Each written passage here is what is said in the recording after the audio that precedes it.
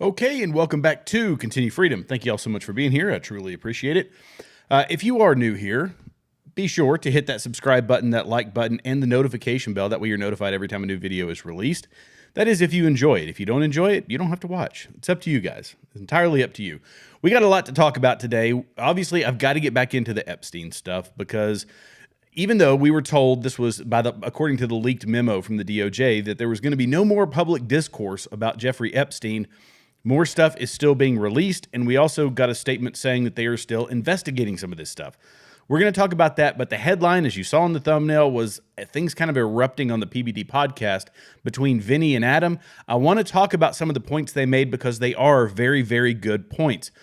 While we are in this, I want to make sure that you guys hit me up in the comments, that you guys start discussions down in the comments.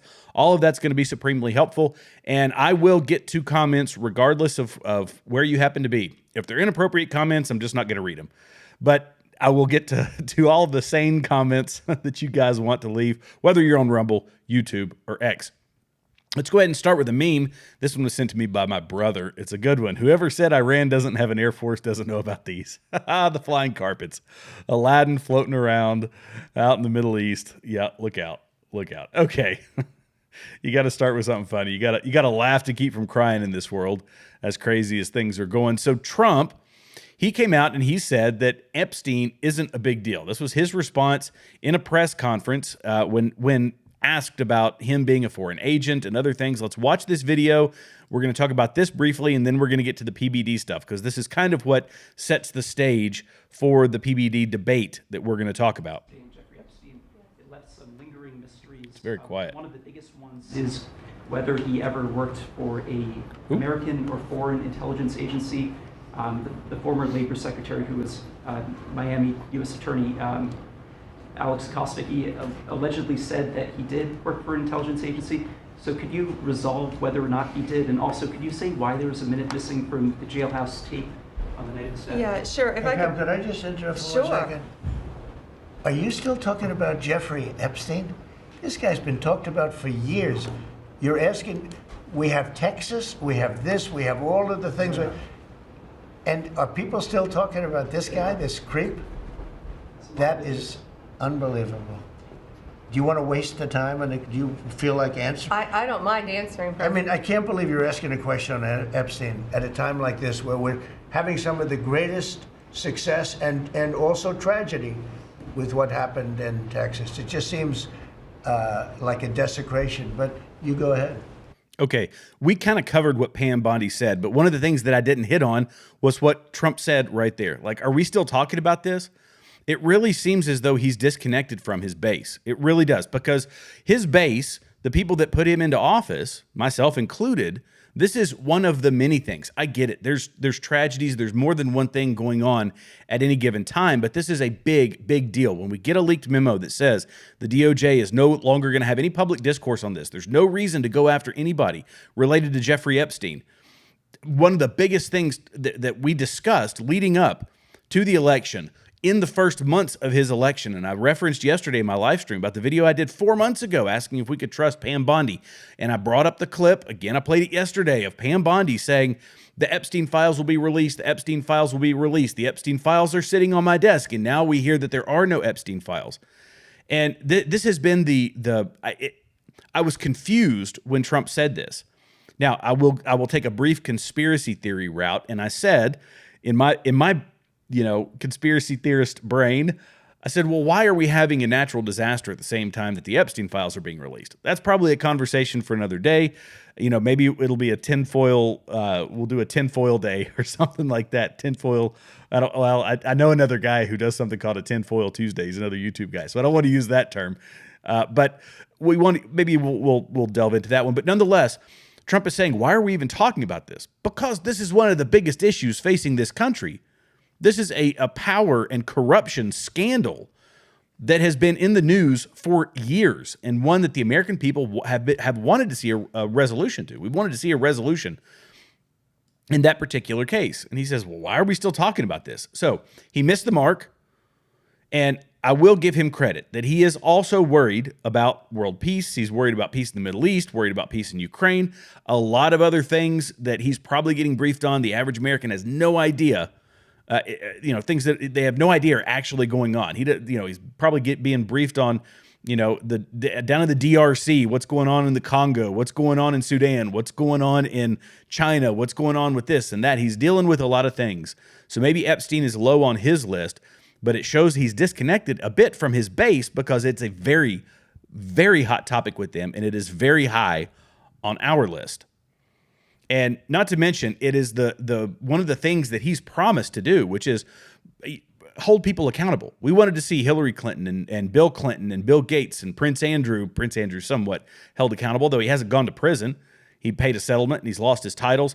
Jean-Luc Brunel, get into all these people that were in the fashion world, and Naomi Campbell and Leslie Wexner, people that have been named, not saying that they're guilty, I'm saying people that were named as being part of Jeffrey Epstein's circle of friends and influence. That's a big deal to us. It's a big deal to all of us. So him brushing it off, it ticked me off a bit. It really did. But this is what started this whole debate with the PBD podcast, and we got to go ahead and get into it. This is between Vinny and Adam. Now, I'm going to give you my points on it, and I'm going to show you kind of how you have to, I believe, how we should dissect this debate. But let's go ahead and get into it and then discuss. People like me, and I think a lot of people. Oh, by the way, there is some language in here. I apologize. This is not the bleeped version, but we're all adults here. If you got kids, just earmuff them. Especially the people that have been backing Trump, who we were promised results.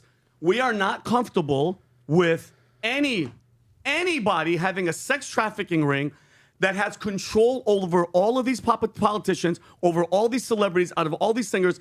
Adam, it doesn't sit well if decisions are being made from our government or from another government. Okay, if he did work with Mossad, imagine this, Adam. Imagine you're a congressman, you're a president, you're whoever, you're an actor, and you were there. And then this country, let's say Israel, says, hey, listen, we want you to say X, Y, and Z. And you go, I ain't saying shit. I'm not backing this. I'm not doing that. And they go, oh, really? Check your email. And you open the email, and it's an encrypted video of you hooking up with an underage kid. Then guess what happens? They own you. So imagine policies, rules, laws being made by that. That's number one, Adam. Number two, we were promised, if you weren't going to do it, shut the hell up. All of you, from the top to the bottom. Stop bullshitting us, okay? We're not stupid.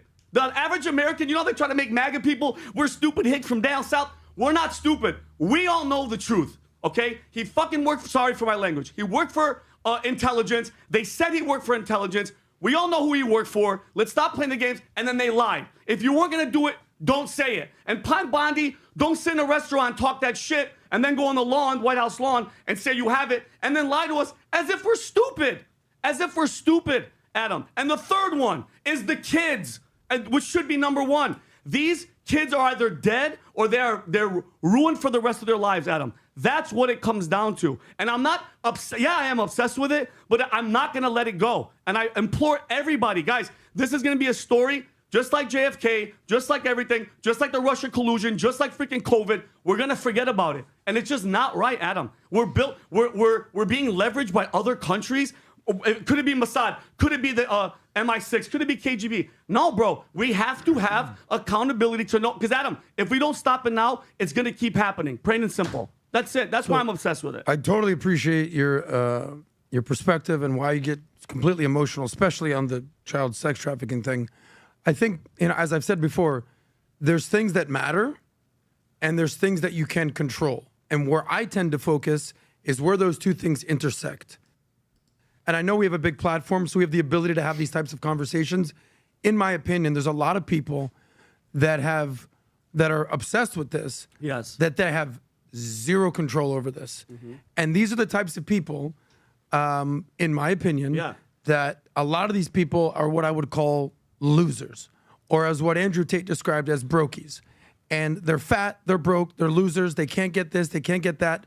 They're struggling with work, they're struggling in their relationships. They have nothing going on in their life, but this shiny little object they are obsessed with. Okay, I have to step in here. This is the thing. He is entirely wrong. Adam is entirely wrong. You calls people brokies, fat losers, all of these things, these pejoratives, is to put them down. It's like you got nothing better going on in your life, so you're worried about the Epstein files. No, because it represents something greater. It's accountability for a system that we know is disconnected from our lives, a system that manipulates our lives but is disconnected from the same standards that we are held to. And we want to see accountability. People have watched this weird facade of power, and it's not a facade, but this power and influence game that's played in D.C., that's played in the upper echelons of our society, where somebody gets a slap on the wrist for something that would normally put them in jail for weeks, months, years. We have wanted accountability for a very long time, and you have a social media account. That's it. You can obsess about it. You can be worried about it. This can be one of the things. It doesn't need to be the only thing, but one of the things that you are concerned about, and you have a social media account where you can go out and make your voice heard. And in mass, that can influence policy. And Adam is saying, don't worry about it. You're a fat loser. What are you worried about? You're obsessed about something that you cannot impact, and that's wrong. That's where, we have the power. We, the people, are supposed to have the power in this government. Our power comes from at the ballot box. We can influence our society with our wallets. We have a lot of influence and power. And yeah, big platforms like this can highlight these things and then mobilize people in one way or the other. And there's competing interests, right? You've got the left media machine that is really, stacked up against the alternative media, which is what the PBD podcast. They're huge. I mean, there's 6 million people just on this podcast. And then I think the other valuetainment stuff is several million. They've got millions and millions. They're getting billions of views. And you couple that with, other influencers like Tim Pool or Steven Crowder or, someday Continue Freedom. We do have the influence, and we are little vessels. These alternative media accounts are small vessels where we can actually influence things. So if you are worried about it, get on social media and you can make some sort of meaningful change. So he's saying don't worry about it because you can't influence anything, and he's wrong. He's absolutely wrong. And I'm not deflecting. I'm not saying it's unimportant. I'm just saying, I don't wake up every day and be like, I got to get them Epstein logs, bro, or I can't live my life the way I want to live it. It's like, no, I want to get stuff done. I want to look my best. I want to feel my best. I want to make my money. I want to be with my family. I want to be with my friends. I want to hang out with my nephew. I have so many things on my agenda that I'm not like, I got to get the flight logs, bro. I got to know. And I'm not saying that's how you operate, but I think there's a lot of losers and brokies that are obsessed with stuff like this. These are the same people that instead of going home and working out and building a business and doing things with their life, they're Netflix and chilling, or they're just doom scrolling all day. And there's so many people that I think that is entirely wrong. By the way, it's entirely wrong. He's saying, they're fat people sitting on the sofa doom scrolling. There are people who are going out every day, working their backsides off, and they come home and they get on social media to see what's going on in the world, and they see that one of the biggest things that has been discussed leading up to the election and through the election and even to today is the Epstein files, and that it got brushed away. How crushing is that to somebody who actually pays attention to what's going on in the world? And we all should be informed, right? We should all be informed. But he's just saying, it's just a bunch of fat losers doom scrolling. It's so insulting, and it also tells me, look, I get it. It's not at the top of everybody's list every day, and I don't think it should be. But I think people should be aware of it. And if you see something that seems nefarious, you get out there and voice your opinion on social media. You do have power. You do have influence.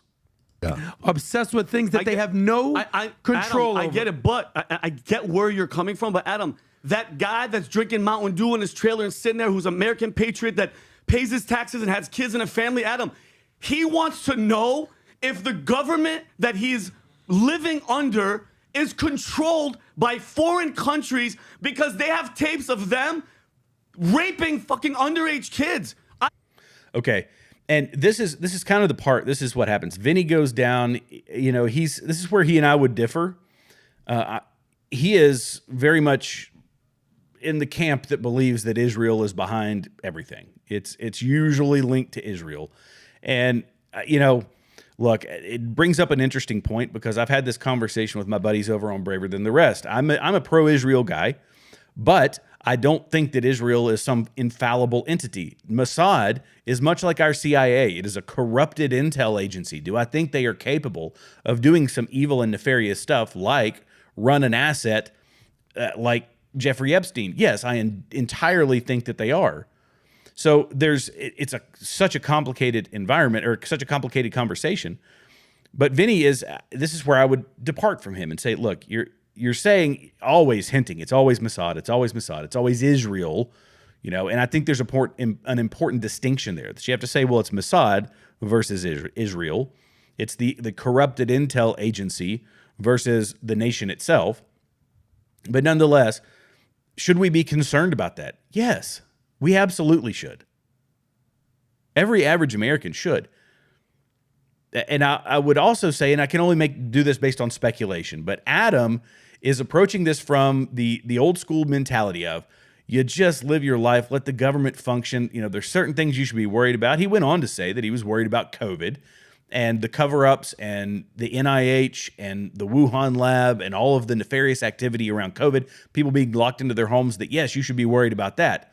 But that he kind of shrugs his shoulder about the Epstein stuff.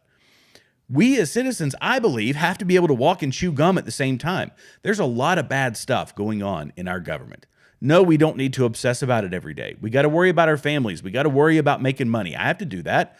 I have to split my focus between this and making a living, earning, because I'm obviously not making a living yet here on YouTube, X, and Rumble. But I have to be able to get back into the news, understand what's going on in the world. So I just don't buy into this Adam's mentality of, just brush it off, you bunch of brokies. So this is another piece of this story. And this is a very short article by the Post Millennial, but it says the Department of Justice is still reviewing the Epstein-related records for possible release, according to a new joint court filing submitted by Judicial Watch and the DOJ. The announcement comes just after a leaked internal memo from the DOJ and FBI said there would be no further public discourse about Epstein. Judicial Watch, which, by the way, Judicial Watch is an amazing organization. They file lawsuit after lawsuit. I wonder how much money they're raising every year to do this stuff. But they revealed the July 7 filing stating that the DOJ and FBI are continuing to search for and evaluate records tied to Epstein, including materials that could reveal the identities of his clients or associates. The update is in direct contradiction to the unsigned and undated memo that was disclosed on July 6, which declared that no further discourse would be appropriate or warranted. So we're being told one thing. Judicial Watch is suing in a FOIA request, and we're getting additional information that this is the deep state kind of at war with itself, where it's the Trump administration versus the deep state, the loyalists versus the ones that are falling in line. And it begs the question, which side of that do Dan Bongino and Kash Patel sit on? I have a sneaking suspicion where Pam Bondi sits on that one. But where are the conflicts between those folks that they aren't airing? Where's the dirty laundry they're not airing between Pam Bondi, Kash Patel, and Dan Bongino? What information is flowing back and forth? This is the stuff that I don't know, but we're going to have to keep we got to keep our eyes open for. Because the hostage video I showed yesterday with Dan Bongino and Kash Patel says one thing. What Pam Bondi is telling us says something similar, but the information being released says something else. This is a very, very confusing time. And, people like, Alan Dershowitz, you can say what you want to say about Alan Dershowitz. He has said that, I guess his has been fought in court, is my understanding. But he believes, and it doesn't sound like a guilty person who wants to see it released, but that doesn't want to see it released. He wants to see it released. Listen to what he says about the Epstein files. Let me tell you, I know for a fact documents are being suppressed. And they're being suppressed to protect individuals. I know the names of the individuals. I know why they're being suppressed.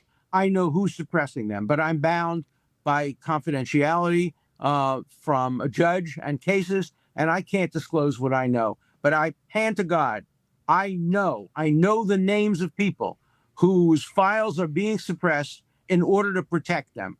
And that's wrong. And to that, I agree. Now, let me pose a question to everybody watching right now. If Donald Trump were on that list, do you think it should be released? That's a That's a consistency test, I believe, for everybody. In my opinion, yes, it should be. Because to set the do we, for all the great things that he's doing, if he were on that list, which I don't believe he is, I believe he's probably on we know he's on the flight logs, but we also know that he kicked him out of Mar-a-Lago, that Trump kicked Epstein out of Mar-a-Lago because he was trying to recruit waitresses and other young girls. He was being inappropriate. He booted him out. We also know that the lawyer who was trying to prosecute Epstein made a public statement to a reporter saying, I know of all the people that I talked to about this, Donald Trump was the one who said, yes, I'm more than willing to help you in any way that I can. Let's, if this stuff is going on, let's stop this guy. He was the only one who was cooperating. So does that sound like a guilty person? No, it doesn't. Now, the left is most certainly going to say, well, if he's on the flight logs, then he's guilty. I don't think that if any of the names that I listed before, like, Bill Gates, if we know he's on the flight logs. Bill Clinton, we know he's on the flight logs. That doesn't necessarily mean he's guilty. We have to have proof of those things. But this is the rabbit hole that we have to go down. Now, Piers Morgan, he interviewed Epstein's brother. And, of course, Epstein's brother, he's looking out for his brother, I guess. But he says that Trump is most certainly on there, and this is why they are shutting it down. So this is Mark Epstein. Let's watch this on Piers Morgan. You got Bondi, you got Patel, you got Bart. All of these people work for Trump, okay? So if they're covering up for somebody, who do you think they might be covering up for? So you think they're covering up for President Trump? People look at all of it. Everybody is looking at little pieces of this and coming up with kind of theories. But people really take the time, because there's a lot of facts, there's a lot of information.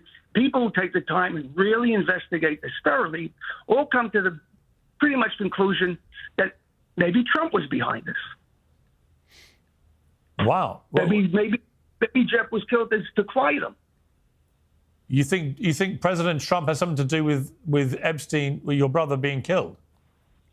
I wouldn't write that off. Because if you look at all of the evidence we have and all of the facts, not opinions, and all of the facts, that wouldn't be something I would dismiss. I mean, that's an extraordinary thing to say, but there is zero evidence that Donald Trump had anything to do with your brother's death. Well, somebody did.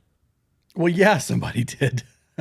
But let's just sling it out there that Donald Trump is the one who took out Epstein.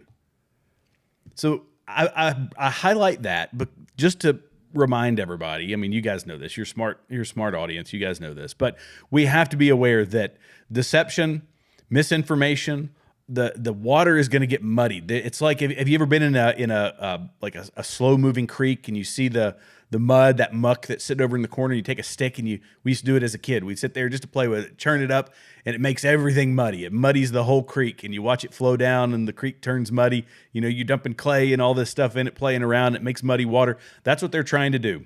They don't want the transparency. And everybody and their brother is going to come out with conspiracy theories. We have to go off what we know. And we know that, Prince Andrew lost title because of this, because of his involvement with Epstein and the things he was doing with Epstein. We know that Bill Clinton has a past. We know that Bill Gates took multiple trips. And again, it doesn't mean that they're guilty, but we know over the years, the information that has been released to us and trickled out to us paints a very clear picture. We're just missing the key components of it. And people want to muddy that water. As Dershowitz said, I know who those people are, and they are protecting people. Who are they protecting? I don't know. But and I'm going to end on this one before we get into the next story. But imagine if CEOs of major Fortune 500 companies, of big Fortune 500s, of massive nonprofits, or whatever it happens to be, very influential people are found to be on that list. What happens?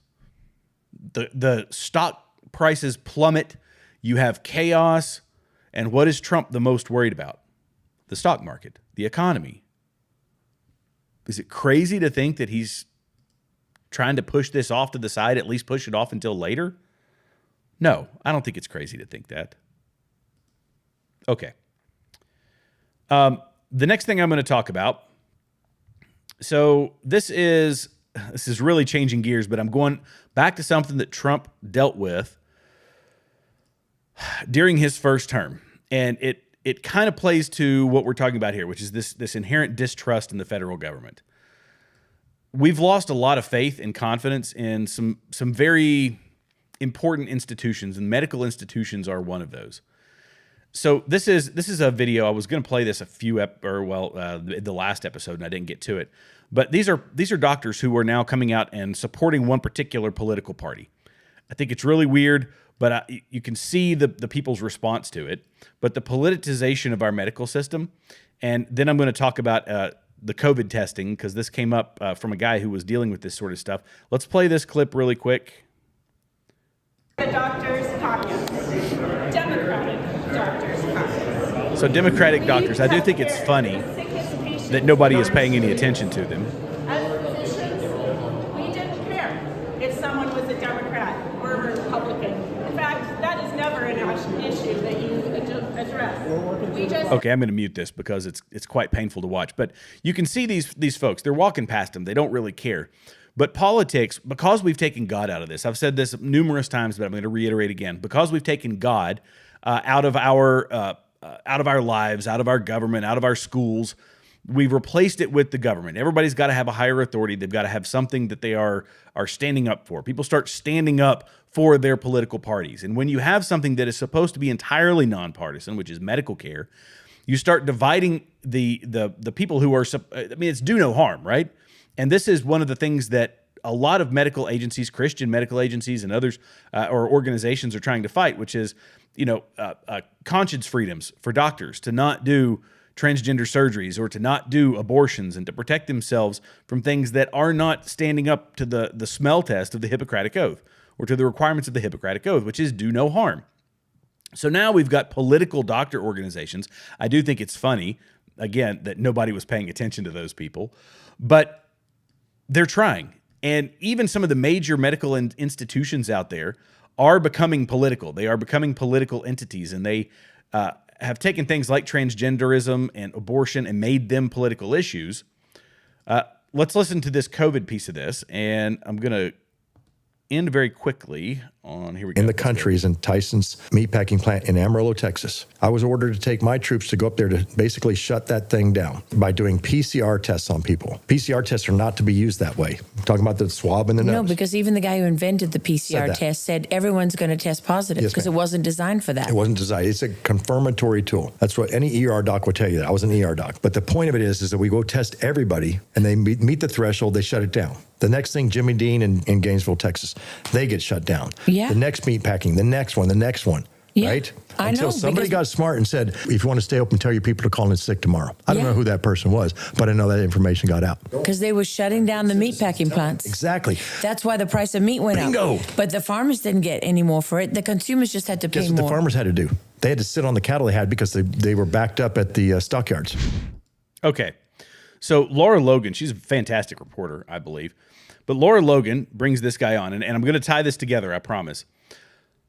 That guy, by the way, was I forget his title. So he was a Green Beret and ER doctor. Doc Chambers reveals how he was ordered to help sabotage the meatpacking industry during COVID by mandating PCR tests he knew would trigger false positives. So if you want to know, again, kind of tying back to the Epstein thing, why there's the inherent distrust, why people want accountability, why people are not obsessing about these things, but they're very, very concerned. It's because the same people who are being controlled by whatever videos and files are part of the Epstein investigation, i.e. politicians and the people, are the same ones that locked us in our homes, that had people taking tests that they knew were going to give too many false positives to further push the pandemic and the fear and angst of the American people, which leads them asking, who's going to help us? What are they going to do when the government says, I'm from the government and I'm here to help? And then people are locked in their homes, and then there's meat shortages, there's food shortages. People haven't forgotten that. And at the very least, the medical community, we used to have complete faith and trust in the medical community because the average person doesn't know how to splay open somebody's chest and fix something. I was talking to a buddy of mine He had a piece of his lung taken out 2 weeks ago, and he's up walking around now. And he's like living his life. The medical community can do some amazing things, but COVID cost them a great deal of credibility. They lost a great deal of credibility. And the government leveraged that medical community and now has politicized that medical community and created an inherent distrust in them. So if we can see accountability in one of the biggest cases out there, which is the Epstein case, maybe we'll start seeing some accountability elsewhere. Maybe we'll start seeing some accountability with Pfizer and Moderna for whatever things went on. Maybe we'll start seeing some accountability with NIH, with the Wuhan, things like the Wuhan lab and the cruel animal testing that they're doing. It's accountability, it's accountability, it's accountability.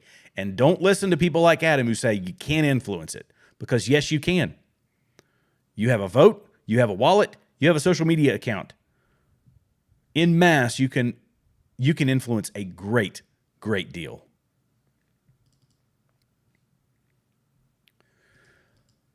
And the last thing I'm going to talk about, and then I'm going to shut this down, even though I'm about 30 minutes, that's okay. Along those same lines of the medical community and why conscience freedoms, when you hear people talk about it, why conscience freedoms are so important.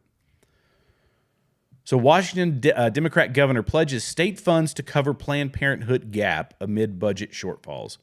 Oh, poor Planned Parenthood, which they've lost a ton of money, by the way, because of the Trump administration, thankfully, which I'm appreciative of that. Governor Bob Ferguson announced that Washington state will use state funds to cover the gap left by the federal government's defunding of Planned Parenthood, even as the state grapples with a significant revenue shortfall and an unprecedented surge of government spending. So they are spending monstrous amounts of money, but what's their sacred cow that they have to save or that they have to pump all their resources into? It's Planned Parenthood. It's abortion. It's the death of infant children, of helpless children in the womb of mothers. This move comes just months after Ferguson signed into law the largest tax increase in state history. Despite that revenue-boosting package, the Washington State Economic and Revenue Forecast Council revealed earlier this month that the state will collect $720 million less over the next 4 years than previously estimated. Now, I will say, too, that this is part of the bleed that's coming, the population bleed from places like Washington, Oregon, California, New York, and they're coming here to good old East Tennessee, my home country here, and they're starting to impact things here as well. Now, a lot of them are leaving because of the politics, and they know that, look, I'm not going to vote the same way and all of that, but we do get outsiders that transplant here. We've got one in our city. It's a city manager who has been jacking up our taxes like crazy. 15% last year, then a tax reassessment by the state jacked up my property values by 56%. So they got another bump in how much they have to pay or how much I have to pay in taxes and how much money they're going to receive from me. And then they say, well, let's do another one because of irresponsible spending. So yes, pay attention to your state. I talk about federal stuff a lot, but pay attention to your state. Pay attention to your city. What are they doing? And I've got to get my head back into the local game, because that impacts you. It can impact you very quickly. It can impact you in a very significant way. But if you're living in a southern state, like I know some of my listeners do, look, they're coming for you too. This is the locust, right? The economic policy of the left.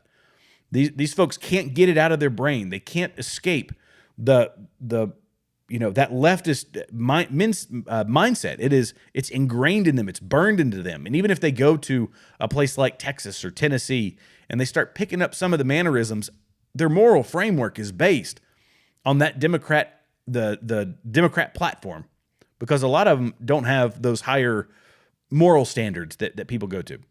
They don't understand the fiscal responsibility that got us to be a successful state or a place that they wanted to show up. And so they come in and they want to spend and spend and spend, and it happens quick. Just saying to look out for it. That's all. All right, guys. Again, if you enjoyed this show, please be sure to hit that subscribe button, hit the like button, hit the notification bell. Also, comment down below, because that really, really helps us with the algorithm. I'm usually on here Wednesday or Thursdays, Fridays, sometimes Saturdays. I try to do other days as well. Just sign up and hit the notification bell. That way, you're always going to know when I'm going live and I'm posting content. Thank you guys so much. I love you.